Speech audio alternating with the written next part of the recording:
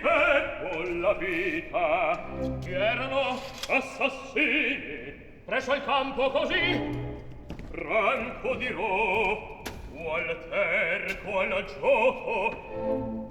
Comprendo, colà a destra. Sì. Ma come, si nobile d'aspetto, a quella visca scendeste? Nuovo sono, con ordini del general Solieri giunsi. Senza voi morto sarei. Ordite a chi debbo la vita. Al caso, Pria il mio nome dirò. Non sappia il vero.